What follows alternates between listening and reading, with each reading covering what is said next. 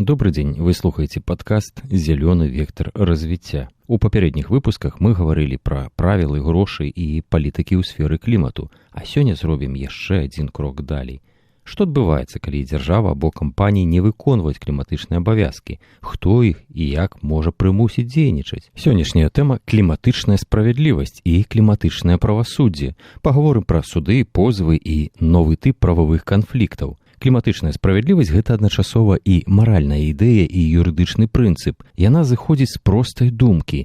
Наступствы змены клімату і адказнасць за іх размеркаваны ў свеце вельмі нераўнамерна. У міжнародным праве гэта вядома як прынцып агульнай, але дыферэнцыяванай адказнасці. Развітыя краіны на працягу доўгага часу выкідвалі ў атмасферу значна больш парніковых газаў. Яны атрымалі эканамічныя выгады ад індустрыялізацыі і маюць больш рэсурсаў для адаптацыі. Але ад наступстваў кліматычных змен часта найбольш пакутуюць беднейшыя краіны і уразлівыя супольнасці. Ёсць і яшчэ адзін важны аспект – міжпакаленчая справядлівасць. Рашэнні, якія мы прымаем сёння, будуць уплываць на людзей, якія яшчэ нават не нарадзіліся. І тут узнікае важнае пытанне: ці маюць будучыя пакаленні права на бяспечнае навакольнае асяроддзе і стабільны клімат? Менавіта з гэтай ідэі паступова развіваецца паняцце права на клімат, як працяг права чалавека на спрыяльнае навакольнае асяроддзе. Але як гэтыя прынцыпы трапляюць у юрыдычную практыку? Праз тое, што сёння называецца кліматычным правасуддзем. Гэта сітуацыя, калі грамадзяне, грамадскія арганізацыі або супольнасці звяртаюцца ў суды, каб прымусіць дзяржаву дзейнічаць, спыніць шкодную дзейнасць або абараніць свае правы, якія парушаюцца кліматычнымі зменамі. Кліматычныя спрэчкі могуць быць вельмі рознымі. Гэта могуць быць пазовы да дзяржаваў за недастатковыя кліматычныя меры, пазовы супраць кампаній за выкіды, справы пра так званы грынвошынг, калі бізнес заяўляе пра сваю экалагічнасць сваёй прадукцыі без рэальных падставаў, або справы ў абарону правоў уразлівых груп. Колькасць такіх спраў у свеце расце вельмі хутка. Сёння іх ужо тысячы, і кожны год з'яўляюцца новыя. Фактычна мы назіраем важны пераход ад мяккага права, рэкамендацый і палітычных абяцанняў да абавязковых судовых рашэнняў. Адна з самых вядомых – справа Ургенда супраць Нідерландаў. Грамадская арганізацыя даказала ў судзе, што недастатковыя кліматычныя меры дзяржавы Нідерланды парушаюць правы чалавека. У выніку суд абавязаў урад Нідерландаў значна скараціць выкіды парніковых газаў. Фактычна суд умяшаўся ў кліматычную палітыку дзяржавы, і гэта стала прэцэдэнтам. Яшчэ адзін важны прыклад – рашэнне Канстытуцыйнага суда Германіі ў 2021 годзе. Суд заявіў, што калі дзяржава не плануе дэкарбанізацыю загадзя, яна перакладае цяжар кліматычных абмежаванняў на будучыя пакаленні, а гэта парушае іх канстытуцыйныя правы. У апошнія гады ўсё часцей з'яўляецца і пазовы супраць карпорацый. Напрыклад, у Нідерландах суд абавязаў кампанію Shell